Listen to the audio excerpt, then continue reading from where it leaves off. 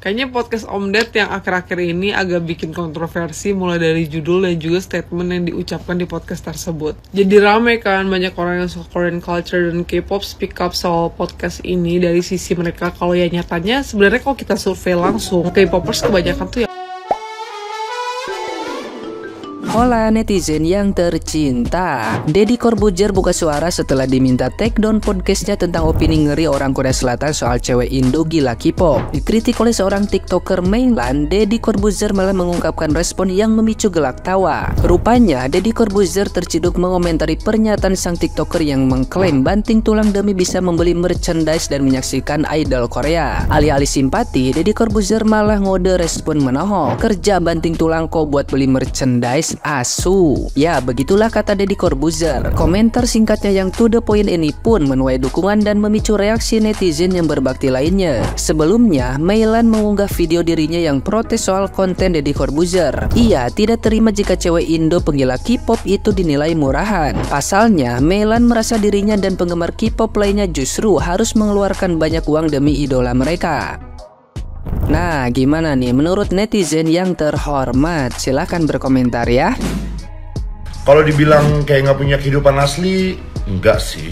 Karena ya K-popers juga tetap berangkat sekolah, tetap berangkat bekerja. Justru malah mereka tuh berangkat sekolah, berangkat bekerja lebih termotivasi gitu loh. Especially orang-orang yang sudah bekerja ya. Kenapa mereka lebih termotivasi? Karena ya di pikiran mereka gimana caranya gue bisa kerja lebih keras, dapat duit lebih banyak. Karena gue mau nonton idol gue.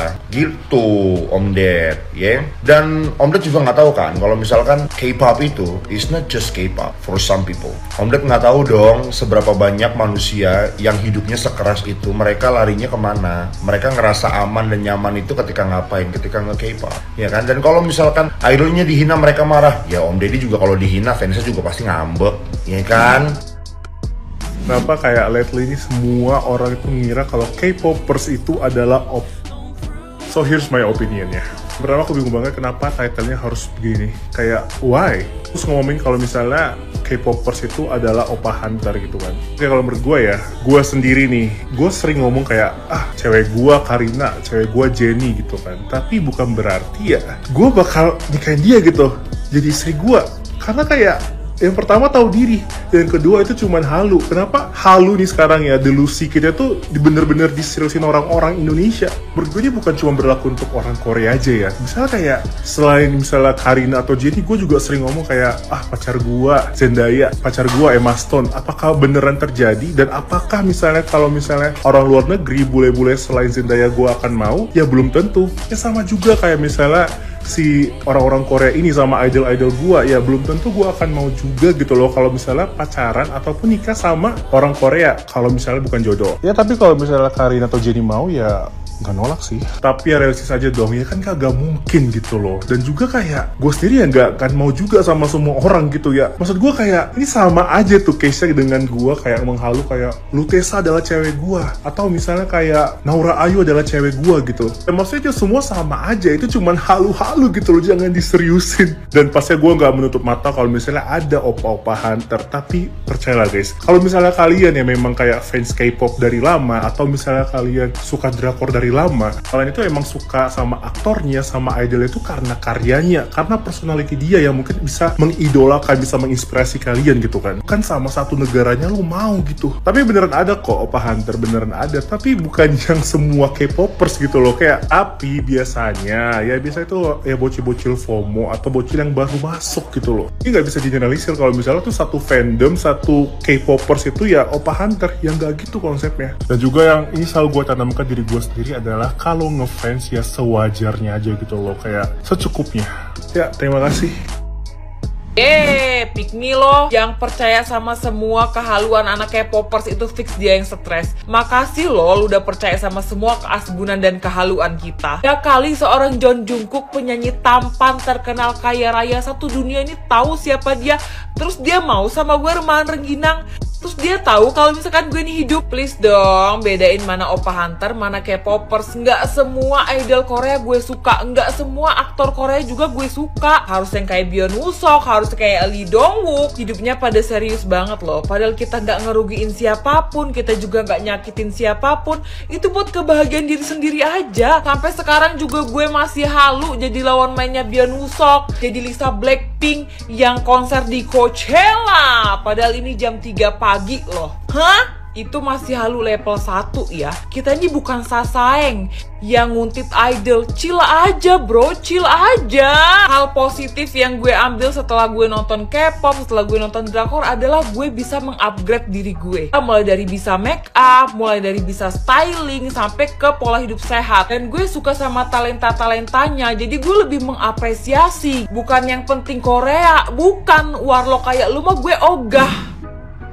Ini gue serius nanya ya, menurut kalian ini tuh emang Deddy Corbuzier lagi bodoh, nggak bisa bedain Oppa Hunter sama K-popers, atau emang ini tuh clickbait supaya kita tuh nonton engagementnya rame gitu video-video dia? Karena jujur menurut gue podcastnya bagus gitu ya, membuka kedok-kedok influencer Korea yang pengen cari nama di Indonesia gitu kan, dan diakuin sama orang Koreanya sendiri. Nah tapi sayangnya di sini tuh memperlihatkan kalau misalnya Deddy Corbuzier nggak bisa ngebedain antara Oppa Hunter sama K-popers gitu loh, yang dimana ini jelas-jelas berbeda. Karena jujur aja gue sebagai seorang K-popers gitu ya, dan juga banyak temen gue yang kayak drama lovers, kita tuh kagak ngejar orang-orang Korea gitu loh. Kita ngejar orang yang kita sukain doang gitu kan. Lagi pula kita rata-rata di dunia nyata itu punya pacar gitu loh. Pacar gue aja orang NTT.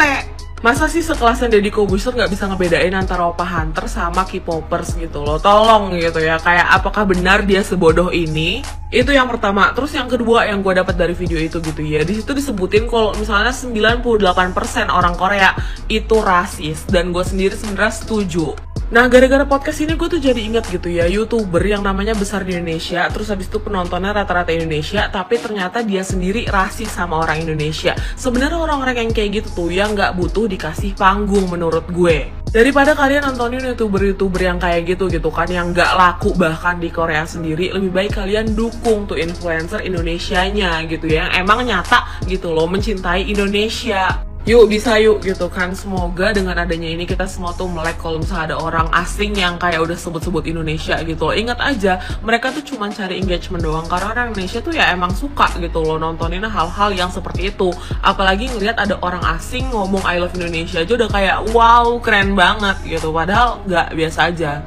Ya intinya sedikit banyak gitu ya, kita bisa melihat bagaimana sih sosok orang Korea yang asli dari podcast tersebut gitu kan. By the way, gimana tanggapan kalian? Silahkan tulis kolom komentar ya. Udah segitu aja dari gua. Peace, love, and gaul. Jangan pukul rata K-popers hanya karena oknum tertentu. Semua aspek kehidupan pasti ada oknum, mulai dari agama, pemerintahan, ras, pekerjaan, kehidupan.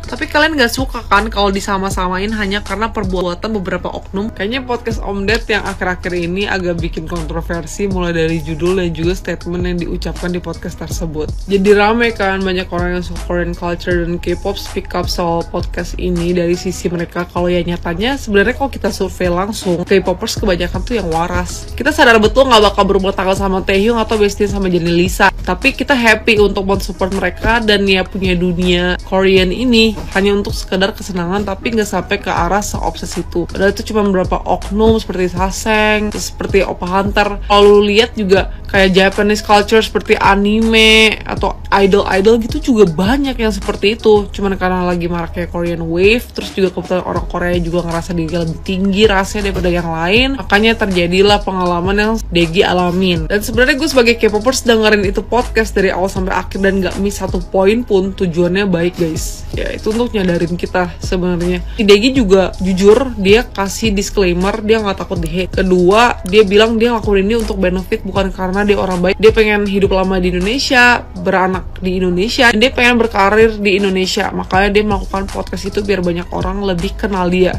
dan dia jujur sama hal tersebut. Di satu sisi dia ngomong sebagai orang Korea yang melihat apa yang terjadi di lapangan rata-rata langsung di negaranya sendiri, terus langsung melihat forum Indosarang yang bilangnya cinta Indonesia tapi ternyata isinya orang-orang Korea yang memandang rendah orang Indonesia, yang sexual harassment orang Indonesia. Mereka bisa ngomong kayak gitu pertama karena mereka jahat, Kedua, karena ya emang ada oknum yang seobses itu sama Korea, kalau disodorin Korea mereka nggak bakal nolak. Salahnya dipukul rata sih, padahal oknum seperti ini nggak cuma di Korean Wave, tapi ada yang kayak di Thailand, Chinese, atau Jepang bahkan, dan Indo sendiri. Kalau Jepang kayak wibu akut yang terlalu obses sama 2D karakter yang bahkan nggak hidup sampai ke arah seksual ya, lo tau kan. Misalnya di Indo sendiri ada yang obses menjadi cindo, padahal bukan cindo. Terus kalau disodorin koko-koko juga nggak nolak dan pengen mengubah jati dirinya jadi pribadi yang bukan dia dilahirkan seperti apa. Di lain sisi gue juga ngerti kenapa kita dipukul rata sebagai orang halu atau orang gila sama orang-orang awam yang nggak tahu K-pop seperti apa. Itu karena ya yang suka Korea kebanyakan lebih bersuara dan lebih hype di internet gitu. Jadi kebanyakan yang muncul di timeline orang-orang, di FYP orang-orang adalah K-pop dibandingkan culture-culture lainnya. Menurut gue sih kayak gitu ya.